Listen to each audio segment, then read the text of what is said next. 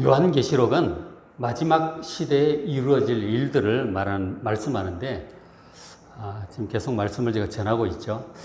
요한계시록 그 9장에 있었던 내용인데, 그러니까 첫 번째부터 여섯 번째까지 나팔재앙으로 자연 환경의 3분의 1이 파괴돼요. 그리고 지옥문이 열려서 황충과 같은 귀신들이 올라오고, 그리고 유브라데 전쟁장으로 사람 3분의 1이 죽는 엄청난 일이 재앙이 벌어집니다.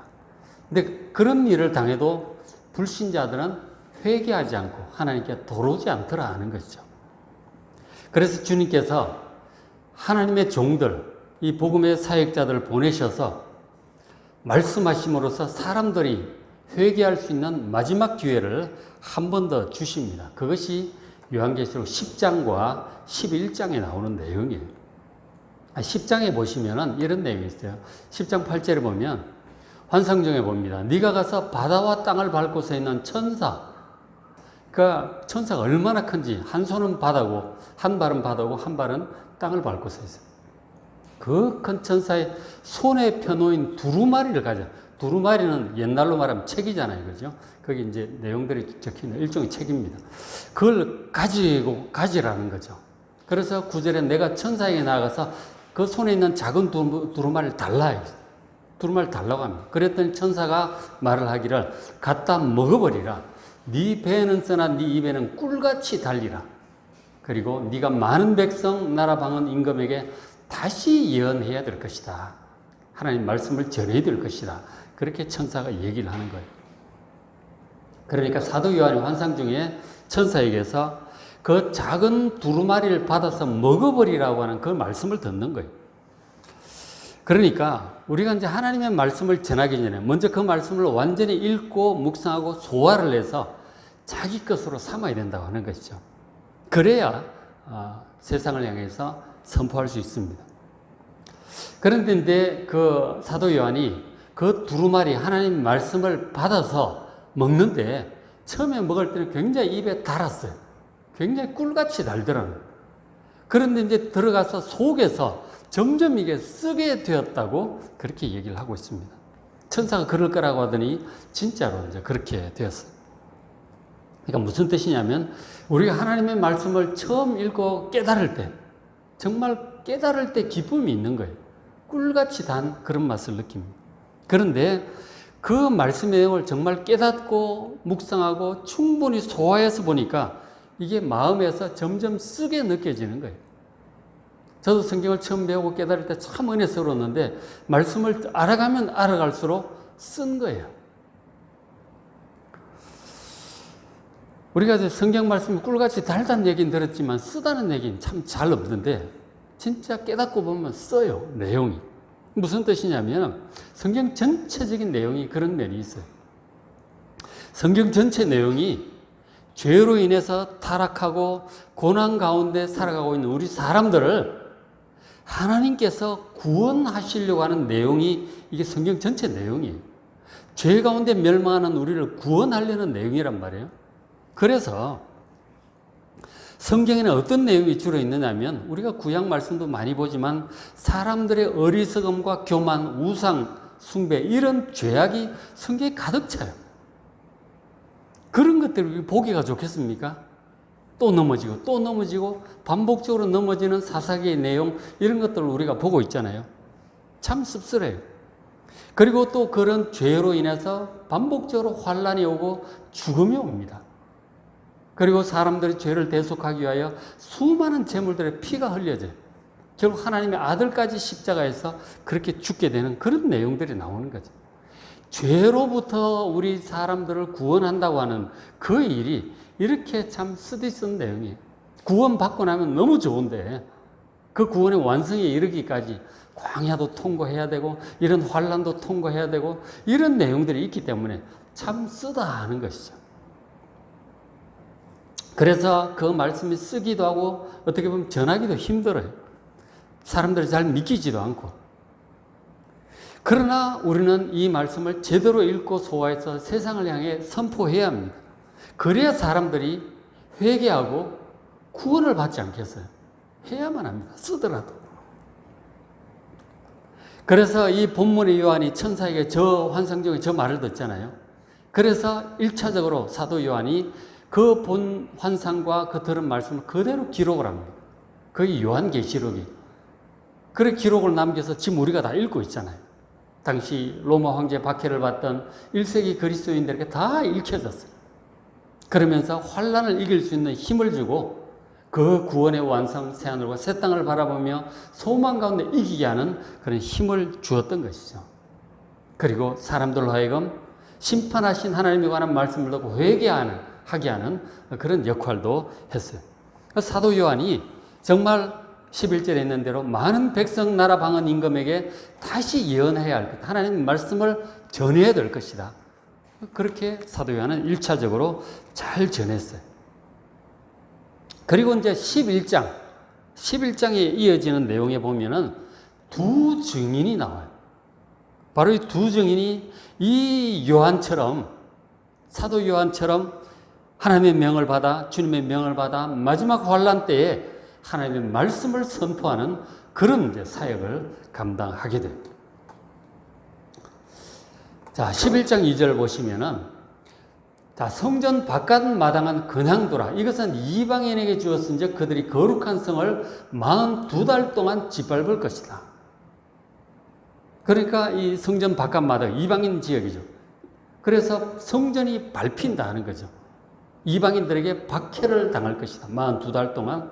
그런데 그 박해받는 기간 동안에 내가 나의 두 증인에게 권세를 줄 것이다. 하나님께서 권세를 주셔서 이들이 하나님의 말씀을 선포할 거예요. 마치 요즘 보고 있는 예레미야처럼 성전에 서서 혹은 다니면서 사람들이 하나님 말씀 회개하지 않으면 바벨론으로 인해서 나라가 멸망할 것이라고 하는 그 말씀을 선포하는 것처럼 이 두 증인도 하나님의 말씀을 듣고 회개하지 않으면 세상에 멸망이 임할 거라고 선포를 하게 되는 것이죠. 그래서 이 두 증인도 1260을 42달 같은 기간이죠. 그 기간 동안 하나님의 말씀을 선포합니다. 그들은 이 땅의 주 앞에 서 있는 두 감람나무와 두 촛대라고 또 그렇게 얘기를 하고 있죠. 그래서 6절에 그들이 권능을 가지고 여러 가지 재앙으로 땅을 칠 것이다. 그렇게 예언을 하고 있습니다. 그래서 이 요한이 먼저 환상 중에 성전이 밟히는데, 이방인들에게 밟히는데 42개월, 1260일, 그러니까 3년 반이죠. 3년 반 동안 짓밟히는 환상을 봅니다. 그 박해 기간 중에 두 증인이 또 1260일 동안 매일매일, 3년 반 매일매일 하나님의 말씀을 선포를 해요. 회개하라는 것이죠. 마지막 기회인 것입니다. 자, 그런데 이 두 증인이 누구일까요? 어떤 사람일까요? 두 증인이 어떤 사람인지 천사가 얘기를 해주죠. 4절에 그들은 이 땅의 주 앞에 하나님 앞에 서 있는 두 감람나무와 두 촛대다. 그렇게 얘기를 해줍니다. 두 감람나무와 두 촛대가 뭘 얘기하는 걸까요? 자, 근데 이 감람나무와 두 감람나무와 이 촛대 환상은 지금 사도 요한보다도 한 500년 전에 스가랴 선지자가 환상 중에 먼저 봐요. 똑같은 이런 환상을 보게 돼요. 스가랴 선지자가 보는 환상을 한번 보겠습니다. 스가랴 4장 2절이에요. 롬자는 오타고요. 스가랴 4장 2절에 내가 보니 순금 등잔대가 있는데 바로 금촛대예요. 지성소에 있는 금촛대죠. 그리고 그 등잔대 곁에 두 감람나무가 좌우편에 있는 거예요. 하나는 기름 그릇 오른쪽에 있고 하나는 왼쪽에 있었어요. 그랬더니 그게 누군지 천사가 얘기를 해주는 거예요. 14절 이르되 이는 기름 부음 받은 자 둘이니 온 세상의 주 앞에 서 있는 자니라. 하나님께부터 기름 부음 받은 특별한 택하신 하나님의 종들이에요. 온 세상의 주 하나님 앞에 서서 사역을 하나님의 뜻을 행하고 있는, 전하고 있는 두 사람을 얘기를 하고 있는 것이다. 그러니까 이 감람나무는 그 감람류, 그 올리브유잖아요. 그걸 짜가지고 순금 등잔대에 불을 밝혀요. 그 상관이 있죠. 그러니까 감람나무 열매를 짜서, 올리브를 짜서 이제 등잔대에 불을 밝히는, 서로 관계가 있는 거죠. 세상을 밝히는 빛의 역할을 하는 두 사람. 기름 부음을 받고 세상을 밝히는 하나님 말씀으로 밝히는 두 사람을 가리키고 있는 것이죠. 그 얘기를 스가랴 선지자에게 했었어요. 근데 그게 누구냐면 여러분 스가랴 4장 한번 쭉 읽어보시면 나와요. 그 두 사람이 누구냐면은 당시 이제 어떤 상황이었느냐면은 예루살렘 성전은 바벨론의 공격으로 완전히 파괴가 되어버렸습니다. 그리고 이제 바벨론 포로들이 70년 만에 돌아와서 성전을 하려고 있는 상황이에요. 그런데 사마리아인들 방해 때문에 일이 제대로 진척이 안 되고 있었어요. 그때 이제 이런 환상을 보여주신 거죠. 그래서 하나님 말씀이 두 사람은 바로 기름 부은 두 사람은 바로 그 정치적인 지도자 다윗의 후손인 스룹바벨 총독, 그리고 또 한 사람은 대제사장 여호수아 두 사람을 가리키는 거라고 말씀을 하셔서 두 사람의 주도하에 백성들이 힘을 합쳐서 성전 재건을 결국은 완성할 것이다. 그런 소망의 말씀으로 그 환상을 보여주신 거예요. 그러니까 그런 맥락에서 볼 때 사도 요한이 지금 500년 후에 지금 또 비슷한 환상을 보고 있죠. 그러니까 두 증인이 바로 그 두 촛대 두 감람나무라고 얘기를 하잖아요. 두 사람의 증언을 통해서 하나님 말씀을 통해서 새 예루살렘 성이 이 땅에 임하도록 하는데 아주 중요한 역할을 이 두 증인이 하게 될 것이다. 그런 뜻으로 해주신 말씀인 거예요. 그러니까 두 감람나무 두 촛대는 바로 스가랴 4장의 그 환상의 연장선상에 있는 그런 환상인 것입니다. 그러니까 요한계시록에 나와 있는 환상들과 이 단어들이 보면은 구약 성경에 다 있어요. 그런 것들을 기초해서 말씀하고 있는 거죠. 그래서 우리가 그 말씀도 함께 항상 찾아서 봐야 돼요. 그래서 제가 설명을 해드리는 거죠. 자, 그 다음에 사도 요한이 본 그러면 대환란 기간, 마지막 대환란 기간 동안에 사역을 할 두 증인은 구체적으로 누구를 가리키는 것일까요? 이것에 대해서 신학자들이 여러 가지로 얘기를 하고 있어요. 자, 한번 보시면은, 자, 계시록 11장 5절에 누구든지 그들을 해하고자 하면 이 두 증인의 사역 듣기 싫다는 거예요. 예레미야도 나라 멸망한다는 얘기를 자꾸 하니까 사실 회개하라고 하는 뜻인데 회개하지 않으면 멸망하는 거예요. 회개하기는 싫고 멸망이라는 소리도 듣기 싫으니까 사람들이 예레미야를 자꾸 죽이려고 했었어요. 똑같아요. 두 증인들이 회개하지 않으면 온 세상이 멸망할 것이다. 이미 7 나팔이 임했고 또 7 대접도 이제 임할 거란 말이에요. 회개하지 않으면 완전히 멸망할 것이라고 선포를 하니까 그 소리가 듣기 싫은 거죠. 그래서 사람들이 그 두 증인을 죽이려고 합니다. 누구든지 그들을 해하고자 하면 그들의 입에서 불이 나와서 그들의 원수를 삼켜버릴 것이다. 그 두 증인의 입에서 불이 나온다는 거예요. 그 성경에 보면은 그 불이 나오는, 입에서 불이 나오는 그런 얘기는 없어요. 근데 그 비슷한 얘기가 어디 있느냐면, 열왕기하 1장에 보면은 엘리야 선지자를 붙잡으러 온 이 사람이 있어서 그 왕이, 아합 왕이 엘리야를 붙잡으려고 50부장과 군사들을 보냅니다. 그랬더니 하나님의 이름으로 또 그들에게 재앙이 내리다 하늘에서 진짜 불이 떨어져요. 불이 떨어져가지고 50명을 다 살라버립니다. 그런 일이 있었어요. 그러니까 하나님의 종을, 말씀을 전하는 종을 죽이려고 하니까 하늘에서 불이 내려와서 죽었던 그런 일이 있었어요. 그 엘리야 선지자에게. 그 다음에 6절에 보면 그들이 권능을 가지고 하늘을 닫아 그 예언을 하는 날 동안 비가 오지 못하게 한다. 하나님 말씀을 전하는 기간 동안 회개할 때까지 비가 오지 못하게 하는 그런 일들을 두 증인이 할 거라고 했거든요. 그런 비슷한 일을 또 누가 했느냐? 엘리야 선지자가 또 그랬던 것이죠. 그 바알 숭배가 온 나라에 퍼지고 여호와를 섬기는 사람 박해를 하니까 하나님께 진노하시고 엘리야 선지자를 통해서 선포하신 거죠. 비가 오지 않을 것이다. 거의 3년 이상 비가 오지를 않아요. 그 일을 또 엘리야 선지자를 통해서 그 일이 이루어진 적이 있었어요. 그 다음에 권능을 가지고 물을 피로 변하게 하고 아무 때든지 원하는 대로 여러 가지 재앙으로 땅을 치리로다. 전 누가 생각이 납니까? 물을 피로 변하게 한 사람? 모세죠. 하나님의 말씀을 듣지 않는 그 불신자의 왕 애국 바로를 하나님 치시는 거죠. 항복할 때까지. 그러니까 나일 강물이 피로 변하고 메뚜기 재앙, 이재앙, 우박 재앙 여러 가지 재앙으로 그 애굽을 치는 그런 모습을 보게 되죠. 바로 모세의 모습을 보게 됩니다. 그러니까 딱 11장 5, 6, 7절을 딱 보면 그건 누구 같아요? 모세와 엘리야 같은 거죠. 그죠? 딱 두 사람, 모세와 엘리야가 떠오르는 그런 구절이에요. 그래서 이제, 특별히 이제 이 문자 그대로 이제 볼 때, 이 내용을 볼 때, 모세와 엘리야가 진짜로 마지막 시대에 다시 내려올 모양이다. 다시 내려와서 이 증언을 할 모양이다. 그렇게 생각을 하는 사람들도 있어요. 뭐 그럴 수도 있겠죠. 그죠? 자, 그런가 하면은 대부분의 신학자는 또 그렇게 해석을 해요.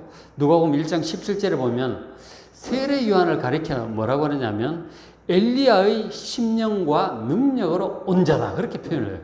세례 요한. 회개하라고 촉구하는 그 모습이 엘리야의 심령과 능력과 같은 거예요.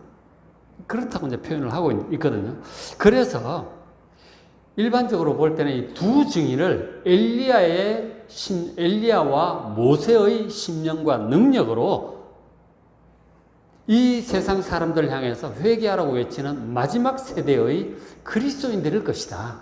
그렇게 보는 것이 보편적이고, 그것이 이제 개혁주의적인 신학자들의 일반적인 견해입니다.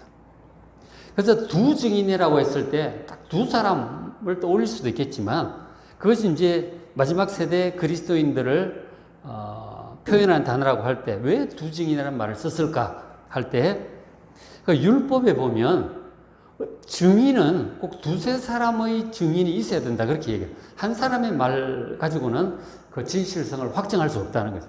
두세 사람은 함께 똑같은 얘기를 해야 진실을 인정할 수 있다. 예수님도 그래서 제자들 전도 보낼 때 둘씩 짝을 지어 그렇게 보내잖아요. 그런 뜻입니다. 그러니까 두 증인의 말이라야 진실성이 입증이 되기 때문에 이런 표현을 쓴 것이다 라고 이제 그렇게 해석을 하기도, 상징적으로 이제 해석을 하는 거죠. 문자적으로 두 사람이든 상징적으로 마지막 세대 그리스도인이든 뭐 어느 거든지 뭐 가능하겠죠. 그죠? 우리가 이런 것들을 꼭 확증을 짓기보다는 뭐 다 있을 수 있는 얘기예요. 있을 수 있는 얘기니까 어쨌든 말씀을 너무 무리하게 한쪽으로 확증 짓는 것이 오히려 문제가 될 수도 있습니다. 좀 열린 마음으로 다 그럴 수 있다. 어떻게 뭐 100% 확실히 알 수 있겠어요, 우리가? 문자적으로 볼 수도 있고 상징적으로 볼 수도 있다는 것이 좀 폭넓게 보는 것이 좋을 것 같습니다. 자, 그렇게 이제 두 증인이 어쨌든 마지막 세대 이 사람들에게 회개할 기회를 한 번 더 하나님께 주신 것이죠. 자, 그런데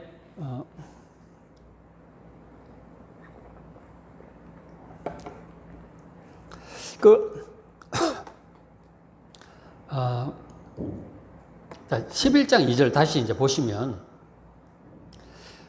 이제 활동하는 기간, 그러니까 박해 기간이죠. 성전이 막 짓밟히는, 이 성전이 뭐 예루살렘 성전이 다시 세워질, 지금 예루살렘 성전 없어요.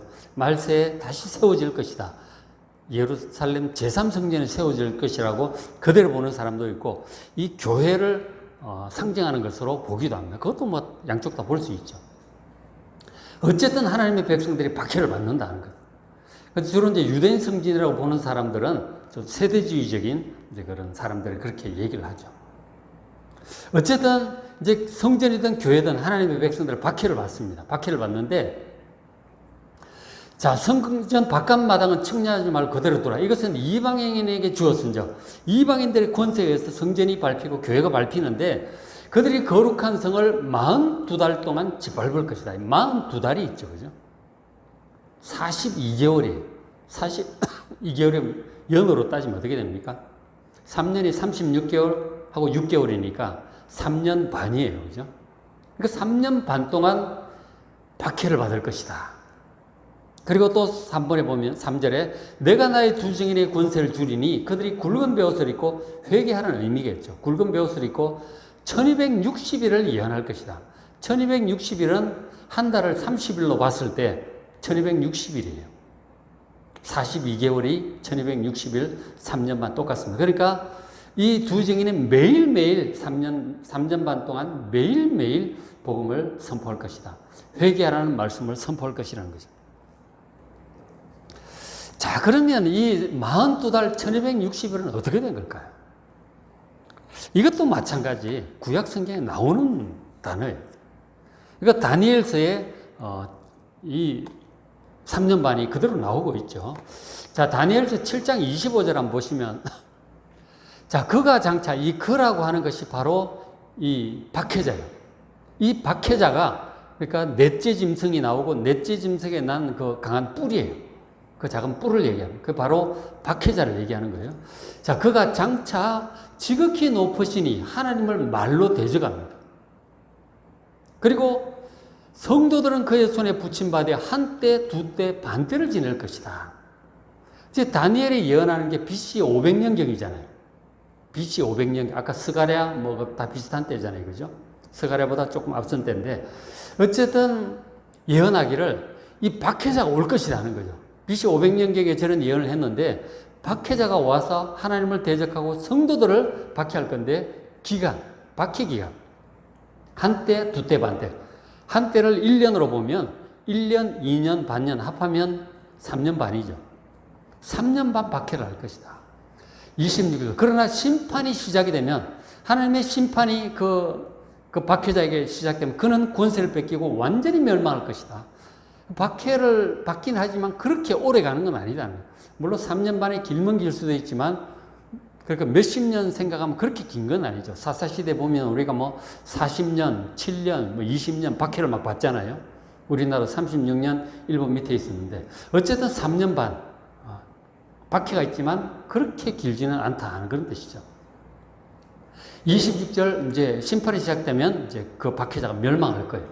그리고 9장 27절에도 또 이제 한 번 더 나오는데 이 박해자가 장차 한 일해 동안의 언약을 굳게 맺고 그가 그 일의 절반의 제사와 예물을 금지할 것이다.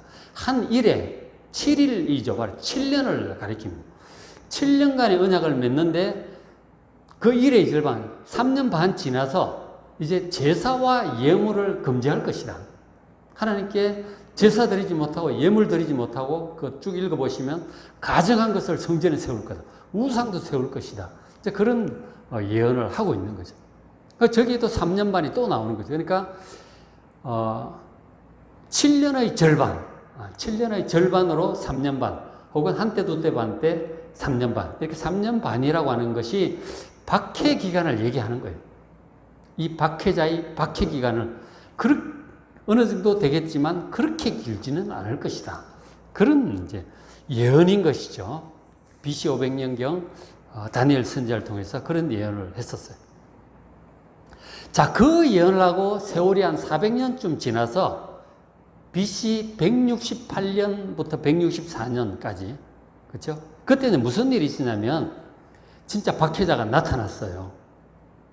BC 168에서 164인데 시리아 왕 안티오쿠스 에피파네스가 예루살렘 성전을 점령하라고 이 사람들에게 완전히 유대주의를 여호와 신앙을 없애버리려고 대대적인 박해를 합니다.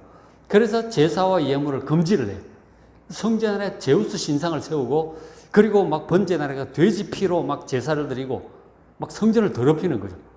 제사를 못 드리게 완전히 금지를 합니다. 많은 사람들이 죽고 박해를 당하게 되었죠. 그런 일이 예수님 오시기 전에 BC 164, 168이니까 그죠? 그런 일이 있었습니다. 자, 그런데 이제 대략 한 3년 정도 좀 넘어서 3년 반쯤 지나서 누가 나타나냐? 마카비 형제가 나타나요. 외경에 나오는 인물인데 마카비 형제가 주도를 해서 결국은 시리아 세력을 몰아내고 독립을 쟁취합니다. 그렇게 해서 성전을 다시 정결함을 회복해요. 바로 수전절이라고 하죠. 한우카. 성전절을 성전의 거룩성을 회복하게 되었습니다. 그런 일이 예수님 오시기 전에 일어났던 거죠.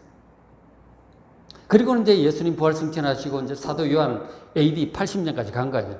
그러니까 다시 말씀드리면 요한계시록의 사도 요한 입장에서 볼 때 지금 이 다니엘이 500년 전에 예언했던 그 일이 지금 한 200년쯤 전에 이제 이미 이루어진 거죠. 그죠? 사도 요한 입장에서 볼 때.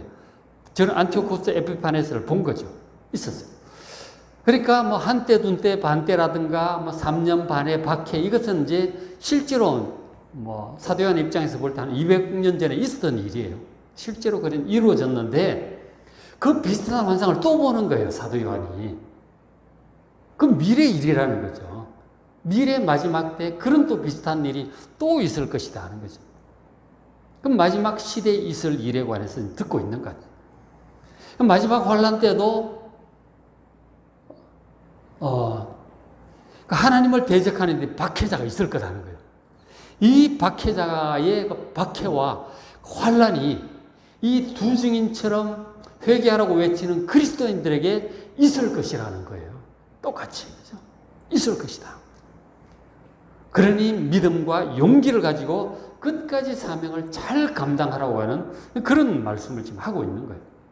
결국은 이 박해자도 하나님의 심판이 임하면 순식간에 또 무너지는 것입니다. 그렇게 길지 않을 것이다. 박해 기간이 그 다니엘이 3년 반이라고 하더니 지금 여기도 그러는 거죠. 3년 반을 얘기하고 있는 거죠. 42개월, 다른 말로 혹은 1260일을 얘기하고 똑같은 맥락이에요. 박해 기간이 그렇게 길지 않을 것이다. 자, 그렇게 이제 사역을 하는데, 자, 이런 일이 있어요. 자, 계시록 11장 7절에 그들이 그 증언을 마칠 때 3년 반 정도 사역을 한 거죠. 회개하라고. 마지막 사역을 이렇게 할 때쯤에, 증언을 마칠 때쯤 해서 이제 때가 된 거죠. 박해 기간 혹은 증언 기간이 이제 맞춰진 거죠. 그때 무적행으로부터 올라오는 짐승이 여기서 처음으로 등장해요. 요한계시록의 짐승은 나중에 13장에 본격적으로 나오는데 적그리스도예요. 무적행이 지옥이잖아요. 거기로부터 올라오는 짐승, 바로 적그리스도인데 이 짐승이 그들과 더불어 전쟁을 일으켜 그들을 이기고 그들을 죽일 것이다. 그러니까 두 증인과 전쟁을 일으켜서 죽일 거라고 하는 거예요. 그러니까 이 단어를 볼 때 뭐 두 사람을 상대로 무슨 전쟁을 일으키겠어요? 그죠? 그 두 증인의 좀 집합적인 그리스도인 같기도 해요. 그걸 보면. 어쨌든, 그리고 이제 두 증인이 워낙 막강한 능력이 있으니까 막 하늘에서 불이 떨어지고 막 물을 피로 변하게 하고 엄청난 능력이 있으니까 어쨌든 전쟁을 또 일으키는 거죠. 일으켜서 죽입니다. 근데 이제 보니까 어디냐면 8절에 그들의 시체가 큰 성 길에 있으리니 그 두 증인이 죽는데 큰 성 길에, 큰 성에 있을 것이다. 길에, 공개적인 자리에 죽습니다. 그 성은 영적으로 하면 이 소돔과 고모라 죄악의 도시죠. 그리고 또 애굽이라고 해요. 애굽은 바로 세상의 죄악이 가득 찬 곳입니다. 그곳을 하는데 곧 그들의 주께서 십자가에 못 박히신 곳이다. 주님이 십자가에 못 박히신 곳은 예루살렘이잖아요. 그래서 문자 그대로 봐서 두 증인 두 사람이 예루살렘에서 죽을 모양이다. 주로 세대주의 쪽에서 이제 그렇게 해석을 하죠. 그죠? 문자적으로 그대로 볼 때 두 사람이 예루살렘에서 실제로 순교당한다. 이제 그렇게 보기도 합니다.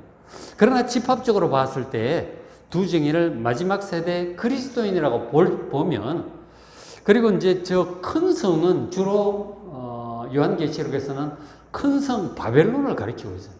그리고 저거를 영적으로 해석을 하고 있잖아요. 영적인 소돔, 고모라. 그리고 주님 십자가에 못 박혔다고 하는 것은, 그러니까 그리스도인들이 박해를 당한다는 이제 그런 뜻이죠. 그죠? 그리스도인들의 박해를 받는 그곳, 바로 큰 성 바벨론, 세상 문명의 중심지죠. 적그리스도의 중심지. 그곳에서 말씀을 전하다가 이제 순교를 당하게 되는 거죠. 그렇게 볼 수도 있습니다.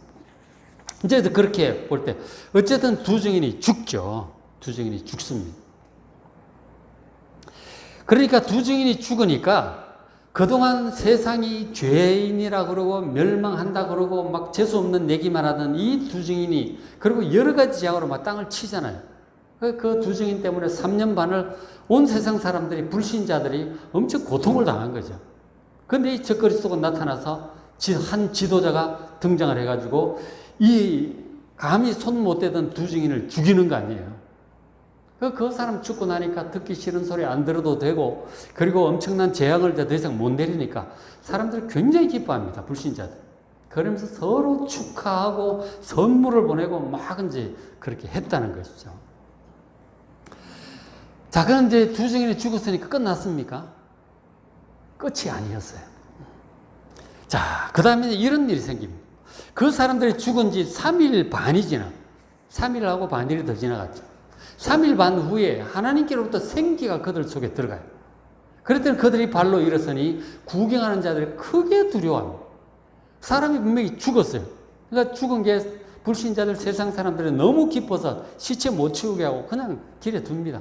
그리고 아까 뭐 영상도 잠깐 봤지만 중계방송도 하고 세상을 괴롭히던 자들이 이렇게 죽었다. 그리고 이 일을 행한 그 지도자를 막 이제 떠받드는 이제 그런 이제 분위기가 되는 거죠. 적그리스도가 점점 세상을 장악해가는, 여론을 장악하는 그런 이제 사건으로 이제 쓰게 되는 거죠. 그래서 이제 하고 있는데, 뭐 중계방송도 기뻐하고 그렇게 하고 있는데, 그 도중에 이 사람들이 죽은 지 3일 반이면 완전히 뭐 부패가 돼도 부패가 될 텐데, 갑자기 벌떡 일어서는 거죠. 얼마나 놀랬겠어요, 사람들이. 죽은 줄 아는 사람이 벌떡 일어나니까. 부활을 한 거죠.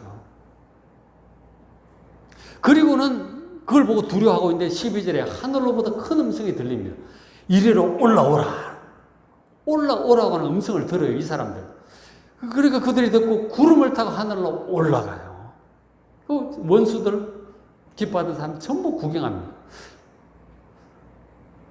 그래서 이것을 진짜 두 사람으로 봤을 때, 진짜 그대로 보면 3일 반 후에 실제로 부활을 하고, 그리고 승천 내지는 휴거를 하는 거죠. 올라오라고 하니까 이제 휴거죠. 그리고 승천인 것이죠.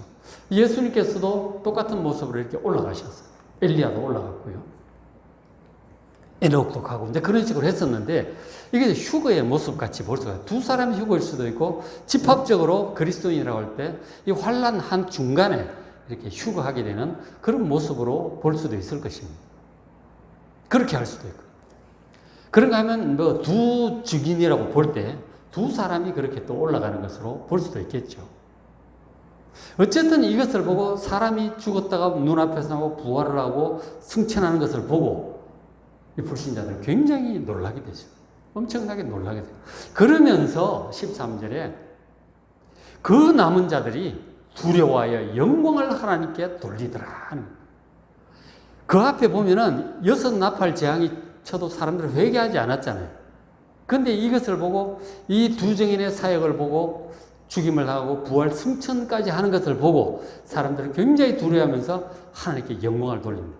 이것은 이제 일종의 회개하고 하나님께 돌아온 것으로 볼 수 있겠죠. 물론 이것이 진정한 회개냐 아니면 그냥 뭐 하나님을 두려워하는 마음 정도를 품게 되었는지 거기도 의견 차이가 있지만 어쨌든 어느 정도 사람들을 회개하고 하나님께 돌아오는 역사가 일어난 것으로 볼 수 있을 것입니다. 바로 두 증인의 마지막 사역의 결과인 것이죠. 그러니까 하나님께 돌아올 자들은 이때 마지막으로 돌아오는 거예요. 그러니까 두 증인의 사역이 그 3년 반 환란 기간 동안 말씀을 전했는데 이런 자기들의 죽음과 부활을 통해서 이런 열매를 거두게 되죠. 사실 예수님이 이렇게 그대로 하셨죠. 죽으심과 부활과 승천을 통해서 많은 사람들을 구원하는 역사를 주님께서 이루셨잖아요. 마지막 세대 그리스도인들도 저렇게 사명을 감당하고 또 집합적으로 봤을 때는 또 휴거하게 되는 그런 장면으로도 우리가 볼 수 있을 것입니다. 그래서 이제 그때 보면 성경을 이제 직접 읽어보시면 이제 그때 이 사람들이 그렇게 될 때 휴거하고 그렇게 할 때 승천할 때 막 큰 지진이 나가지고 그 도시의 10분의 1이 무너지고 사람 7,000명이 죽은 것으로 그렇게 기록을 하고 있어요. 그리고 어쨌든 그 모든 걸 보고 사람들이 회개하여 어느 정도는 하나님께로 돌아온 것이죠. 마지막 추수를 한 것이죠. 자, 이것이 이제 끝은 아니죠. 하나님의 구원 사역은 22장까지 계속됩니다. 22장 가서 새하늘과 새 땅이 임해야 이제 완성이 되는 거예요. 그때까지 아직 더 많이 가야 되겠죠. 11장이니까. 자, 그런데 이제 조금 더 이제 우리가 봐야 되는데, 자, 9장 12절에 이런 구절이 있었어요. 자, 첫째 화는 지나갔으니 보라, 아직도 이 두에 화 둘이 이를 것이다. 새 화가, 화가 있다. 그랬거든요. 그리고는 13절에 여섯째 천사가 나팔을 불매. 그러니까 그 앞에 이미 첫째 화는 지나갔어. 그러니까 다섯째 나팔이 첫째 화예요. 지옥의 문이 열리고 황충 악한 영들이 올라오는 거죠. 그 다섯째 나팔, 첫째 화입니다. 그리고 둘째 화는 13절에 있는 여섯째 천사의 나팔이에요. 여섯째 천사의 나팔은 유프라테 강 전쟁 재앙이에요. 이것이 두 번째 나팔 재앙이에요. 또 두 번째 화예요. 여섯 번째 나팔 재앙이 두 번째 화다. 그러니까 특별히 화 세 개를 얘기한 것은 마지막 큰 세 가지 화를 얘기하는 거예요. 다시 말씀드립니다. 첫째 화는 바로 다섯째 나팔 재앙, 황충 재앙이고, 둘째 화는 여섯째 나팔 재앙으로 유브라데 강 재앙입니다. 그게 여섯째 나팔, 둘째 화까지 이제 지나갔잖아요. 그죠? 지나갔습니다. 자, 그렇게 이제 했는데, 그 다음에 이제 11장 14절 가서 보시면, 아까 여섯째 나팔 한 거죠. 하고, 둘째 화는 지나갔으나 보라, 셋째 화가 속히 이르는도다. 일곱째 천사가 나팔을 불매. 셋째 화는 마지막 화, 일곱째 나팔입니다. 나팔 재앙이에요. 그죠? 그래서 둘째 화가 뭐냐면, 앞에 유프라테 전쟁 재앙하고, 그리고 이제 두 증인의 사역을 통해서 여러 가지 임한 재앙들이 있었죠. 3년 반 동안. 그것까지 포함해서 둘째 화인 것이죠. 둘째 화가 다시 말해서 여섯 번째 유프라테 전쟁 재앙과 두 증인을 통해서 세상에 임한 그 재앙 합해서 둘째 화가 되는 거죠. 둘째 화까지 끝이 났어요. 그리고는 이제 셋째 화, 일곱 번째 나팔 재앙, 마지막 재앙이 이제 임할 것입니다. 자, 그런 나팔을 부니까 바로 어떤 환란이 임하는 것이 아니고 어떤 환란이 임한지는 다음에 또 보겠습니다. 다음 주에 볼 텐데, 어쨌든 일곱째 천사가 나팔을 부니까 하늘에 큰 찬양 소리가 울려 퍼집니다. 뭐라고 울려 퍼지냐면, 세상 나라가 우리 주와 그의 그리스도인 나라가 되어 그가 세세토록 왕노릇 하시리로다. 일곱째 나팔을 통해서 그 재앙이 이제 이루어지면 세상 모든 나라가 우리 주 하나님과 그리스도인 나라가 될 것이다. 실질적으로 지금은 세상 나라들이 하나님과 예수님을 제대로 섬기지 않잖아요. 듣지도 않고 순종하지 않아요. 수많은 불신자들은 들을 생각도 안 했어요. 지금은 세상 나라가 하나님 나라가 제대로 안 되어 있는 거죠. 근데 일곱째 천사가 나팔을 불고 그것이 하고 나면 진짜로 온 세상이 하나님과 그리스도의 나라가 될 것이다. 하나님께서 실질적으로 영원토록 왕노릇하게 될 것이다. 그렇게 말씀하는 거예요. 일곱째 나팔장, 셋째 화, 마지막 화가 이루어져야 돼. 그것이 되어야 하나님의 실질적인 온 세상의 통치가 이루어질 것이다. 그것이 바로 새하늘과 새 땅의 상황을 가리키고 있는 것이죠. 자, 그렇게 하고 이제 그 일곱째 나팔이 불면 어떤 일이 일어나는지 이제 12장부터 더 보셔야 되겠죠. 더 쭉 봐야 돼요. 좀 길어요. 일곱째 천사가 나팔을 불 때 이루어진 일이 쭉 이제 이어질 것입니다. 그리고는 이제 저 찬양이 울려 퍼진 다음에 이런 환상을 사도 요한이 봅니다. 19절에 이 하늘에 있는 하나님의 성전이 열려요. 그 하늘에 있는 성전이 보입니다. 이 땅에서도 성전이 있지만 하늘에도 성전이 있다고 히브리서 기자도 얘기를 하고 있어요. 그 땅에 있는 성전은 하늘에 있는 성전의 모형이라고 얘기를 하는 거예요. 그러니까 하늘에 있는 참 성전의 모습을 이 사도 요한도 지금 보게 되는 거예요. 보게 돼. 일곱째 천사가 나팔을 불 때 보는데 성전이 열리니 성전 안에 하나님의 언약궤가 보입니다. 그리고 또 번개 음성, 우울해지진 큰 우박이 있더라고 그렇게 기록을 하고 있어요. 그런 환상을 보고 지금 이제 무슨 뜻이냐면 구약 시절에 이 성전 안에 있는 언약궤는 지성소 아주 깊숙한 곳에 있어요. 아주 비밀스러운 곳에 있습니다. 그곳은 아무나 못 들어가고 대제사장만 1년에 한 번 딱 들어가는 아주 비밀스러운 깊숙한 곳에 있어요. 아무도 못 봐요. 볼 수가 없는 것이고. 그런데 지금 하늘의 참 성전에 보니까 그 가장 깊숙한 곳에 있는 언약궤가 그냥 보이는 거예요. 공개가 됐다는 얘기죠. 언약궤가 완전히 공개가 됐다는 얘기죠. 그러니까 저게 이제 무엇을 반영하느냐면 예수님께서 십자가에 죽으실 때에 죽으시는 그 순간에 하나님께서 지성소 휘장을 찢어버리십니다. 언약궤를 공개시켜 버리신 거죠. 비밀스러운 언약궤가 예수님의 십자가의 죽음으로 하나님께서 그 온전한 제사를 받으시고 지성소를 공개해 버리신 거예요. 더 이상 하나님과 우리 사이에 담은 없다 하는 거죠. 예수님의 그 죽으심으로 하나님과 우리 사이에 더 이상 담은 없어요. 진짜 예수님의 십자가 은혜를 받아들이고 나아가면 누구나 나아가서 죄 용서받고 하나님의 자녀가 될 수 있어요. 지금은 은혜의 시대가 활짝 열린 것입니다. 그것을 반영을 하고 있는 것이죠. 하나님의 언약궤 지성소가 활짝 열려 있다고 하는 것을 보여주고 있는 것이죠. 누구나 회개하면 하나님께 나아가서 죄 용서받고 하나님의 자녀가 될 수 있습니다. 회개하라고 하는 거죠. 끝까지 회개하면 바로 우리는 죄 용서받고 사함을 얻을 수 있습니다. 그런데 정말 고집스럽게 회개하지 않아요. 예수님 믿을 생각을 안 합니다. 참 안타까운 일이죠. 그래서 두 증인이 와서 이렇게 3년 만에서 겨우 좀 사람들을 믿고 그렇게 한 거죠. 자, 그런 상황이 보이고, 그 다음에 번개 음성들 우울해지진 큰 우박이 보인다고 합니다. 그거 다 좋은 거예요, 안 좋은 거예요? 전부 안 좋은 것들. 번개가 버번쩍 치고 막 큰 음성들 막 책망하는 이런 회개하는 소리겠죠. 그러면 우레가 나고 막 꽝꽝꽝 지진이 나고 우박 또 사람들 놀래고 죽는 하나님의 진노죠. 회개하지 않는 사람들 향한 하나님의 진노가 보이고 있습니다. 저게 지금 곧 7 나팔의 재앙으로 임할 세상의 재앙들이 임할 전조를 보여주고 있는 것이죠. 자, 오늘 말씀을 마무리합니다. 자, 하나님께서 두 증인을 통해서 사람들에게 마지막 회개할 기회를 한 번 더 주셨어요. 그리고 일부 회개했지만 역시 대다수 사람들은 회개하지 않고 있습니다. 그리고는 결국 이 악한 세상을 하나님께서 완전히 심판하시기 위해서 7 대접이라고 하는 마지막 장, 7 나팔의 내용은 7 대접의 재앙이에요. 7 나팔이 불면 7 대접의 재앙이 시작이 됩니다. 자, 그 재앙들을 보내실 것입니다. 그리고 그 이후에야 예수님께서 재림하시고 모든 악한 자들을 소탕하시고 이 악한 영들 사탄까지 무적행 불못에 보내신 다음에 그 다음에야 새하늘과 새 땅이 임할 것입니다. 아직 새하늘과 새 땅 갈 길이 멀어요.